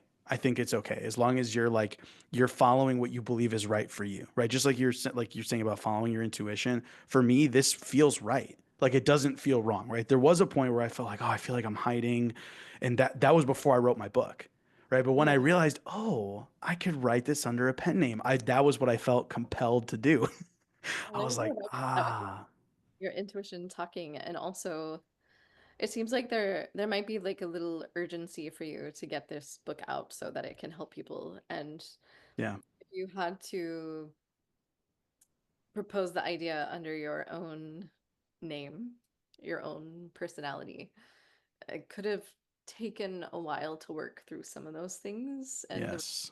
in your life in order to be able to get to the point of being able to do that, right? Yeah. I love that you said that because that's exactly what it was. I remember when I was talking to my wife, I was like, babe, I want to write this book. Like I want to. I feel like I need to. But it was like the whole reason why I didn't was because I couldn't write it under my name. And like I don't remember how the idea came up. And I think it might have been her actually, because I think the idea of a pen name came up and she was like, you know, you could write your book under a pen name. And I was like, oh, you're right, I could. And no joke, I wrote my book in like a week and a half. I sat Yeah. down and I just like, Yeah, yeah, what was that like for you? Because I imagine it was probably healing in some ways. yeah, yeah, absolutely. Um, I would say it definitely was. But you know what's funny too? Like when I talk about all that stuff that happened, that was over a decade ago now. And I really, over the years, like threw myself into like personal development. Like I've read a ton of books. I'm very entrepreneurial and I feel like that's part of it, like is like reading all these books and whatnot and like stuff on mindset. And so that has really helped me. I did go to therapy a little bit as well. But writing the book definitely was, I really enjoyed it. Like I didn't feel like it was like this burden. It was honestly one of the funnest things I've ever done. Like I just sat down for a week and a half and like put everything out there. And you know what's funny too? I mean, I'll just say it because look, growing up the way I did, like it was always like, you got to be humble, like never brag. And now I love to brag. Okay. I wrote this book in a week and a half. I wrote it through one time. I did not edit it. I literally just wrote it and published it exactly as is. And I can't tell you how many people like when I tell them that they're like, "What? Are you serious? It was so good. You just wrote it in one sitting." Like that's literally what I did. I will say it is not super long. I mean, I know this is just audio only for listeners, but it looks like a normal sized book, but it's like the spacing on it is pretty big. But the point is that like I've literally watched someone in front of me sit down and read it in like 90 minutes. So it's definitely a quick read, and I've had a lot of people tell me that like it's very like it like ropes them in. So I will brag a little bit about it. I love it. I'm very Yeah, proud of the book. it sounds almost like you're taking them on a ride, like in a play or a theatrical event or something to strap Yeah. in for the ride. I Yeah. like that. Let's see. There is one thing that I kind of want to ask you, Sure. um, and it's going back a little bit, but I think it's important for this inner voice piece. Yeah. As you were discovering these videos of ex Jehovah Witnesses, Hmm. do you remember like what that thing was that you first saw or heard that made you question? Yeah. So it was memes. Um, if you look on my on like my TikTok or my Instagram at Josh B. Morton, I started posting memes like when I first started posting stuff because that was what actually got my attention at first. It was a meme. And I think part of it is because you don't realize what it is when you first see it because it just looks like, oh, this is going to be a funny joke, right? And so it's not just like that's apostate material, right? So I saw a meme and it was literally like a SpongeBob meme.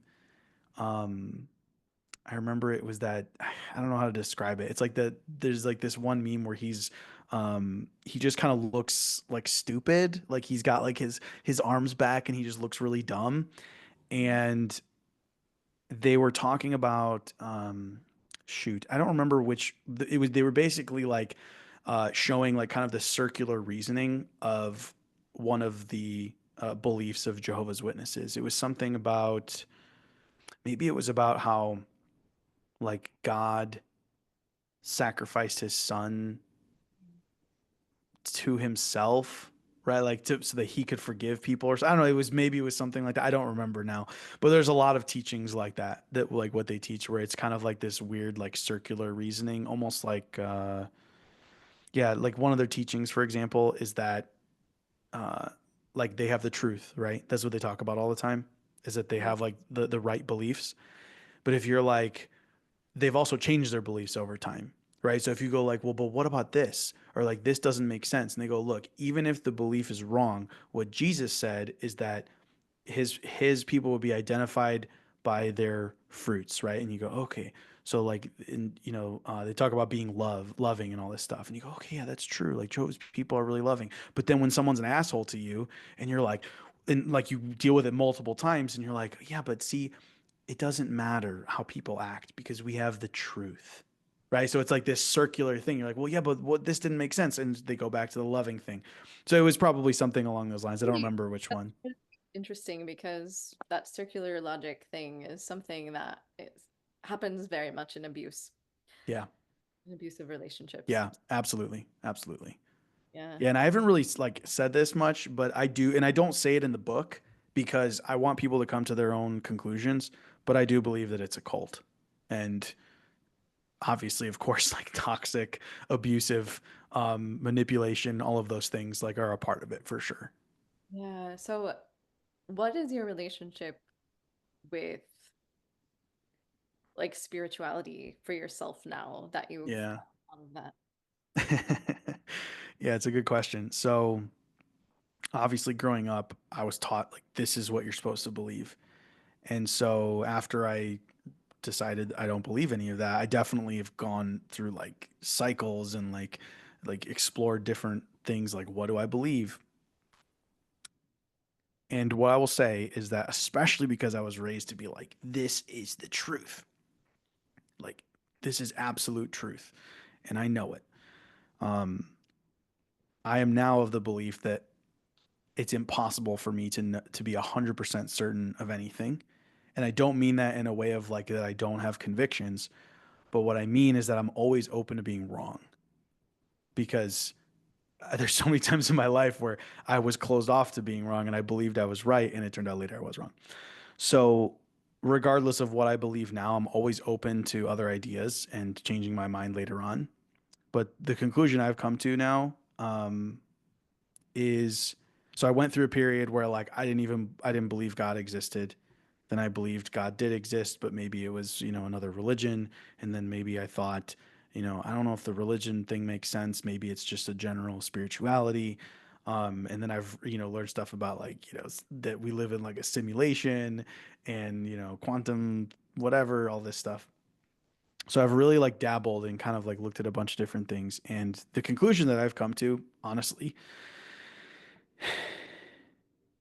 so when I was raised as a Jehovah's Witness, like when you feel like God answers your prayers, you're like, wow, that was Jehovah. That was amazing. He answered my prayer. So cool. When someone else who believes something completely different than you felt like things worked out for them or like their God answered their prayers, it was always a coincidence, right? You're like, oh, that was just a coincidence. And I always went back to that because I remember there was this girl in high school, which is funny because she said this. I thought of it later, and then I remember there was this girl in high school who said this was that ultimately, like, whatever you believe is true for you.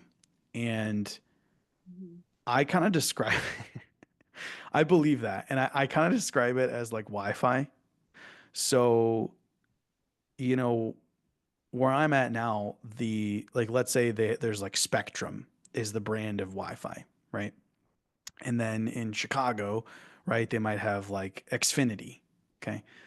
When I'm logging onto the Wi-Fi here and I'm just like, oh, Spectrum, right? Instead of identifying it as Wi-Fi, I just am calling it Spectrum. And I go, this is the truth. Look, like when I go on the internet, like I can access the websites. Look, I'm getting results. And then I talked to someone in Chicago and they're like, Spectrum. I don't know about that. Like I use Xfinity and I mean, I surf the web all the time. And you go, that can't be right. No, I know from my own experience, right? When they're both just accessing the internet, they both are just accessing Wi-Fi and they're just calling it something different. And that's the conclusion that I've come to. But I really do mean it in the sense of Wi-Fi. Like I believe that it's not intelligent.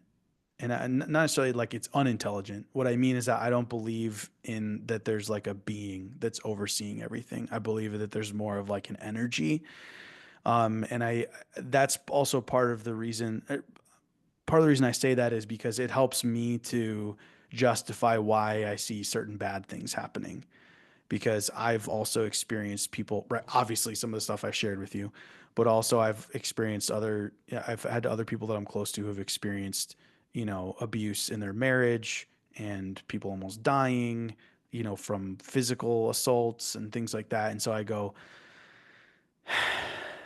how could it be someone with a conscience, with a personality who cares, like, right, the Bible describes it as like a father.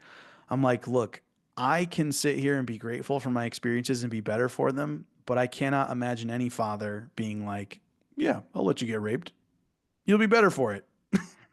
Right? If it's within their power to prevent it, they're going to prevent it. Even if they know the kid would be, a stronger person afterwards, better off, like, all those things. Like no kid wants that. Like, I mean, no parent wants that for their kid. So for me, so that's how I look at it. I go, okay, it makes sense for me when I see things that go wrong. It's like, okay, well, then maybe that person just didn't have connection to the Wi-Fi, right? And Yeah. it's like that's how I justify, certain things. So that's why I look at it that way. I look at it as it's not it's just a force. It's an energy, and if you know how to tap into it, you can make things work out for you for the better. And if you don't, then sometimes bad stuff happens to you and you can't prevent it, right? But it's not personal, right? It's just like as if someone like now if I live in the United States, if something happens to me, I can call 911 and they can come save my life. But like if you're in another part of the world and maybe there isn't a cell signal there, or maybe you don't even know you can call 911, or you don't even have a cell phone in the first place, or you don't know how to push the buttons, right? There's all these steps, right, to get to that point. That's what I'm saying, right? Like you don't go and go, oh, well, it was meant to be that you died or that you suffered that thing. It's like, no, that you just didn't know how to dial 911 and get the help you needed. So yeah, anyway, that's a long roundabout way of saying where I'm at.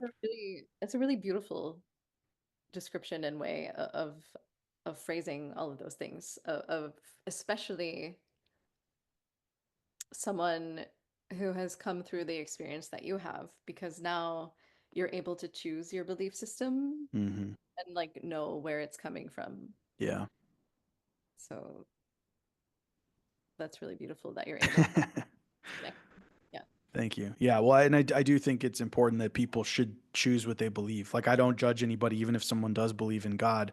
And I don't even see this is the funny part too. The way I was raised, it was like, and I'm not saying raised by my parents, but in the religion, um, this is the truth. Everyone else is wrong. Like, to me, I feel like it's important that people are able to choose what they believe. And I don't believe I'm ahead of anybody or behind. I think everyone is on their own journey, and I don't mean like, well, you'll get here eventually, right? Like I don't feel that way at all. Like I feel like everybody is on their own journey, and I still could be wrong. Like I still could be, and Yeah. just not understand the true nature of God, and like maybe Christianity really is the real religion. I have no idea. Okay, I'm just this is my whole point. I don't know.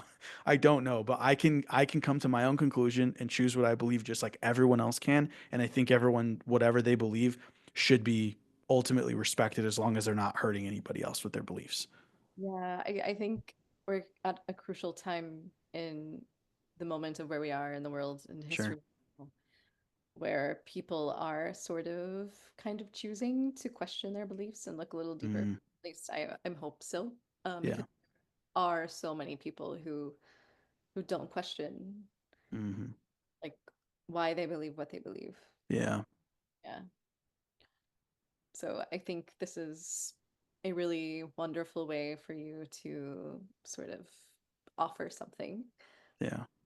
Well, I Um, love that you said that. I love that you said that because that really is part of it. So it's funny because I wrote the book, right? And it's very specific, Jehovah's fucking Witnesses. When someone sees it, like they might not feel like it relates to them.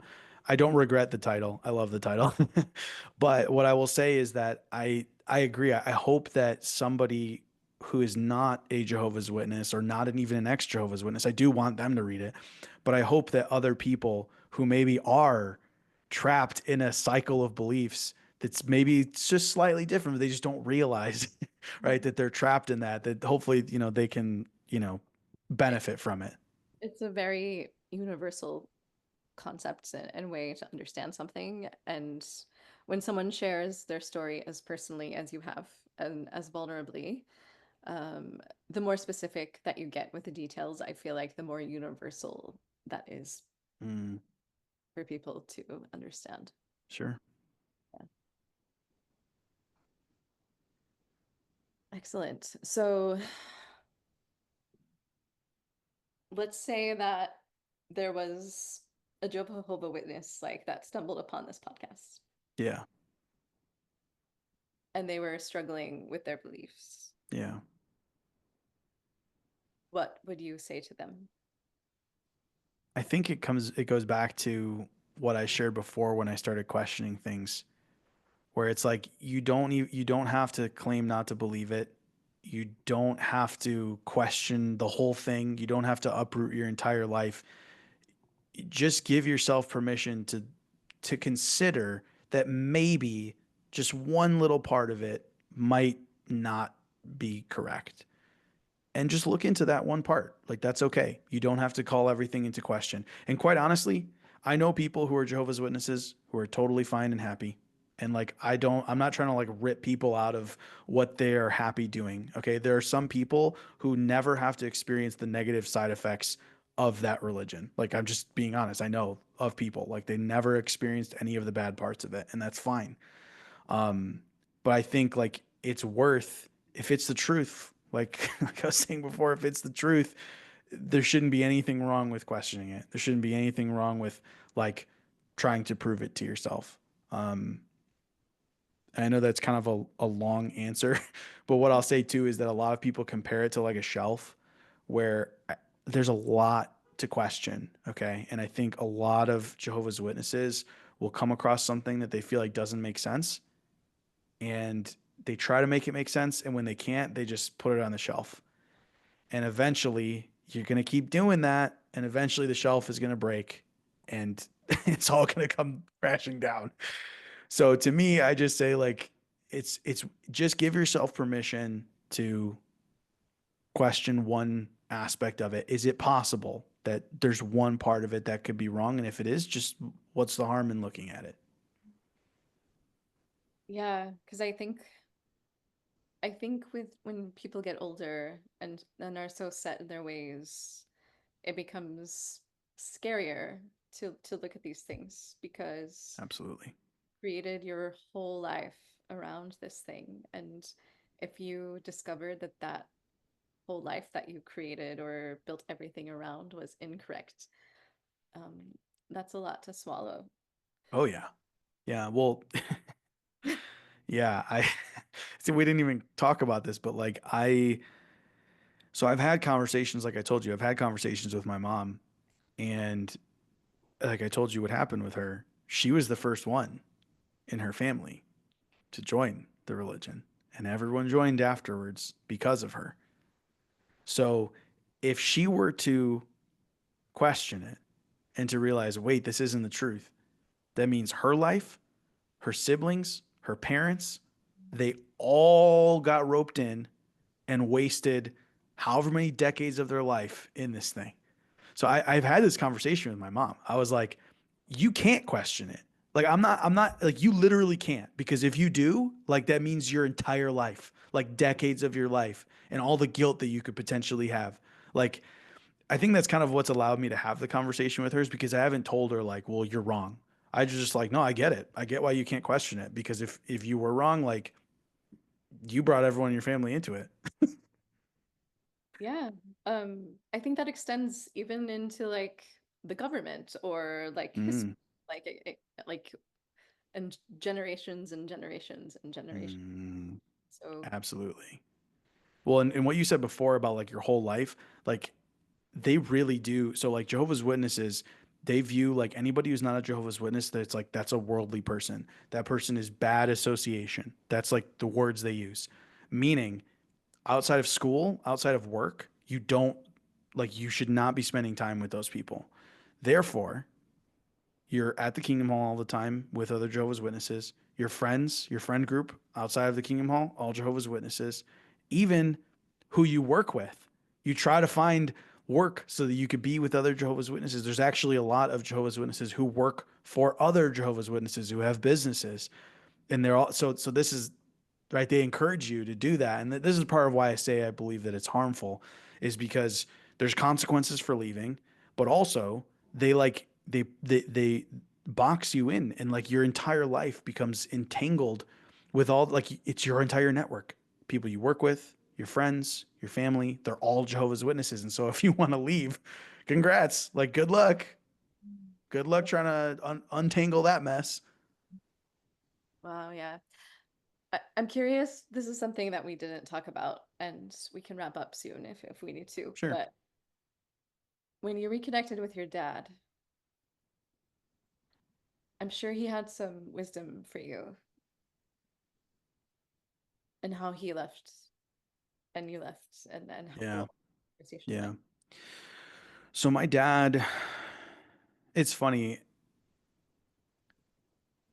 Yeah, I've gone back and forth about this with my dad. Because for him, what he always felt like was that he wanted us to make the decision. He never wanted to like pull us out. So even when he left, he did not like forcibly take us with him. And his explanation was that he wanted us to come to that conclusion on our own because he felt like if he took us out of it, that we would want to go back. And like I've struggled with it because in my mind I was like, well, if it was my kids, I wouldn't care. I would just take them. Like if I thought it was like a cult or whatever, I would have just done it. But I also understand where he's come from, and he's been patient over decades, right? Like for his kids, and that my sister doesn't believe it anymore either. So like she has a good relationship with him, and it's paid off, right? Like he was patient and it paid off, and now we all have, like him and I and my sister, we have a great relationship. And I think for him, like a lot of our conversations, once I started questioning things, he was very much like he was not going to force me into it. He just let me talk. He was like I was questioning stuff, and he just let me like vent about what I was questioning and all of those things. And he would just go back to like his experience, like when he left, and he was like, I'm never going to force you or tell you what to believe or not believe, but like this is what, that was why I questioned this, right? Like it was like he was like that's the same thing that popped in my head. That's why I made this decision or XYZ decision, you know? And it was very enlightening, I will say, because as a kid, when my dad left, you know, he was the bad guy. Right. So there's no such thing with Jehovah's Witnesses as an amicable divorce. Like I told you, like someone's got to be the cheater. And my dad, after, you know, he told my mom that they were done, he was with another woman. And so they did get, you know, a scriptural divorce, like a divorce in God's eyes and legally. Um, but he was the bad guy, right? He cheated on my mom. And I say that in air quotes because it's like, well, they were already done. Like he told her he was done, like before he went and was with someone else. But somebody had to take the blame, right? Somebody had to take the fault. My dad was the one. And not to mention he left the religion. So who's gonna be painted as the bad guy? Right. So it's funny then as an adult to talk to him about his thought process and what happened at that point and the timing of everything. And it's like, wow, that's so crazy. Right. Because like I was raised to believe he was just the bad guy, you know, and I look back at it now and I'm like, wow, I don't know what I would have done differently. Like I'm an adult now and I get it. I get what happened, you know? Yeah, like for him to allow you to come to the conclusion on your own also like shows a faith in you that he had that you would get there, right? Right? I'm sitting here like, damn, I could not have done that. Like he literally waited decades, like genuinely decades. And I mean, I to me, I think it's amazing. Like I said, I feel like I would have handled it differently, but there's also like just this like massive amount of respect for that because I'm like I could not imagine being patient for that long. But it worked, right? He knew, he was like, I knew that eventually you guys would become adults and you would see the same things that I saw and you would realize, you know, and that's what happened. That's powerful. Yeah. Yeah. Yeah. Well, and I think one of the things I had shared with you before too, maybe I didn't, But oh yeah, because we talked about it that you're taught that you're born sinful. You're taught not to trust yourself and that you have to lean on God and that see this is the funny part, right? They have the like this is who you're supposed to be. This is what you're supposed to want. This is what God's purpose is for you. Right? Like when they talk about going into ministry, it's like that's what God's purpose is for you. And sorry, I know this is a little bit random, but I'm just sharing it because I feel like it's pertinent to the subject of your show is that like I was taught for so long not to trust myself and not to listen to myself. Mhm. When you asked before, what would you say to somebody? I feel like if I had to sum it up into like a very short phrase, it would just be trust yourself. Because I do believe that like if someone really truly like embodies that, they trust themselves, they'll very quickly leave. Like because I promise you, you've got something in your head where you're like, that didn't make sense and I just didn't listen to it. I've got this feeling and I'm just not listening to it because that's all they teach you all day long is like you're sinful, like reject it. They don't say it, right? Reject yourself, but that's essentially what it is. It's a form of self rejection. And I eventually got to a point where I started listening to me, right? I started listening to myself and I stopped trying to like push down the parts of me that they told me I was supposed to push down. And I just leaned into those things. And that's why I am where I am now. So, yeah, I think it's important that people trust themselves and listen to themselves. Absolutely. Especially right now. Yeah. Yeah. So if people would like to read your book, like where can they purchase this? It's on Amazon. So if you just search Jehovah's fucking Witnesses, it'll be there. My website, joshbmorton.com. It has all the links there. There's also, I just recorded the audiobook recently. That's not on Amazon, but you can get it. I want to say it's like $9 or $10 or something like that. So if you like my voice, you can Yeah, hear me that's like read the I book. feel like that would be a great thing to listen to. Yeah, I hope so. So yeah, joshbmorton.com is the link to everything if you don't know how to spell Jehovah or whatever when you search on Amazon. But if you go to Josh B. Morton. I can also put the links into the show notes too. Oh So people, yeah, that's true. That's true. And I mean, I haven't really been super active on social media, but I've got TikTok, I've got Instagram. It's all at Josh B. Morton. So okay. Well, yeah, I will definitely put all those links into the show notes so people can find it. And awesome. is there anything like on the top of your mind or your heart that we have not covered yet? It's funny is there isn't anything we haven't covered, but I feel like I have to say it again is trust yourself. I Well, can't tell you for how much of my life I didn't trust myself, and I say that from a perspective of like it's not just a Jehovah's Witness thing, okay? Like okay, something I learned about recently. So this seems totally random, but I promise it's on point. Um, have you heard of that? Like babies can be potty trained from like the day they're born.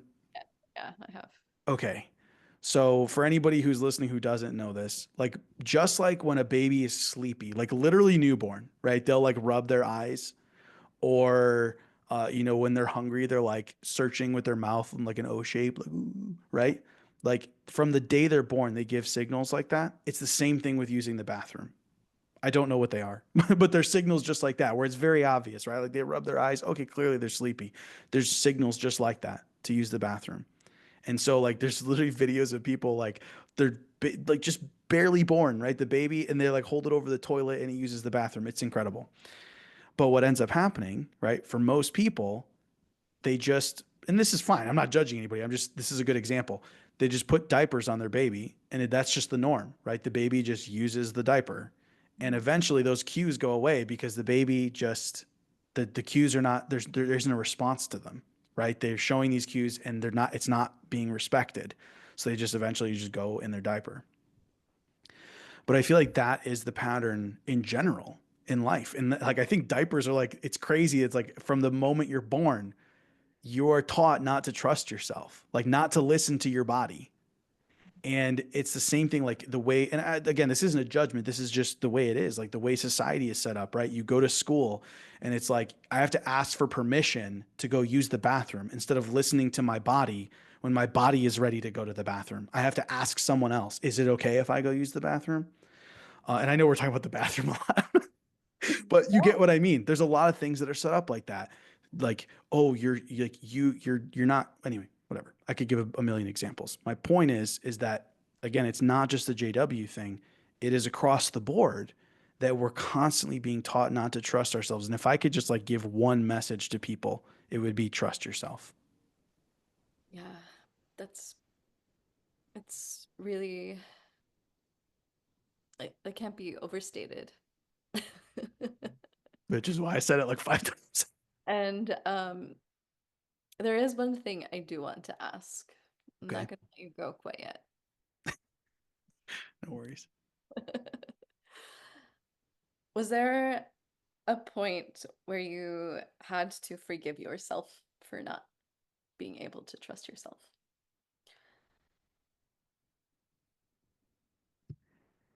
You know, you know how I said that I've done like a lot of personal development stuff and like read a lot of books.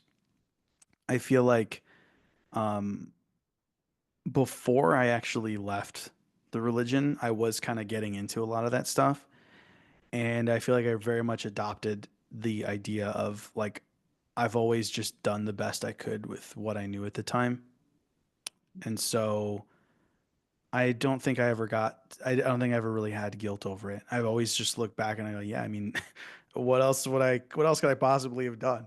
Like I always believed I was doing the right thing, even when I wasn't listening to myself. Like I always just believed I was doing what the right thing was. And now that I know better, I do better. But um, I guess maybe even when I first learned that concept and heard that, maybe that was like, it just kind of came into me and and I was forgiving myself, but if that was the case, it was not conscious. I think I just embodied that. I was like, I've always done the best I could. Like I know, right? It doesn't matter who I was or even some of the stuff that I'm embarrassed of now. At the time, I did what I thought was the right thing, and I could never blame myself for doing what I thought was the right thing. Actually, yeah. Yeah, Yeah. definitely. So I ask one last question to wrap up the conversation, and I think I know what you're gonna say. So you can say it one more time, but if your inner voice had a billboard, what would it say to the world? Trust yourself. 100%. That's exactly it. It's funny. I've had a lot of people ask me stuff like, if you could go back to your younger self, like it's essentially the same question. It's just trust yourself. Like, so this is part of the reason why I also felt drawn to like come on your podcast is because I've experienced myself recently where like even moment to moment, listening to what I feel compelled to do, it's crazy the way that stuff works out in your life when you just do it. Like stop questioning it and just do it. And like things just work out. It's amazing. And so yeah, if I could say anything, it's trust yourself. I feel like if you listen to like you do what you feel compelled to do, you will always end up where you're meant to end up. I agree with you. I do, which is why I have this podcast. Yeah, exactly. All right, well, we almost reached 2 hours, Wow. and I think that's incredible. I think this is wonderful. Thank you so much for sharing your story and your wisdom, and I know that it will connect with people, and hopefully people who need to hear this will find it. Yeah. I'm really grateful that you had me on. Thank you, Whitney. Thank you so much for joining me this week. If you're listening and you like what you hear, please consider subscribing and rating this podcast, as it really helps get this podcast out to other people who might be interested in hearing it but don't know about it yet. And also, if you'd like to contact me or reach me, you can reach me at unconditioningpodcast@gmail.com or unconditioningpodcast on Instagram. Thank you so much, and until next time, stay tuned in to you.